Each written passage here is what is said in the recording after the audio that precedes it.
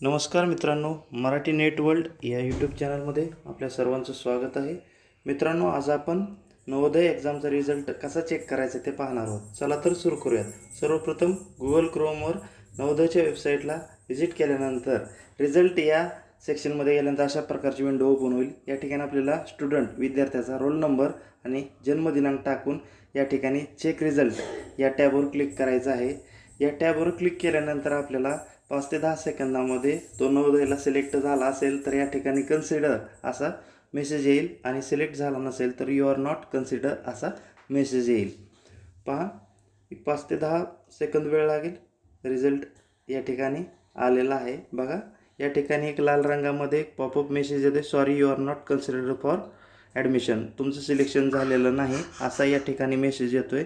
जर सिलेक्शन झालेलं असेल तर यू आर सिलेक्टेड म्हणून असा मेसेज येईल. तर मित्रांनो, असेच नवीन नवीन गोष्टी शिकण्यासाठी चॅनलला सबस्क्राईब करायला विसरू नका. तसेच मित्रांना व्हिडिओ शेअर करायला विसरू नका. व्हिडिओ पाहिल्याबद्दल धन्यवाद.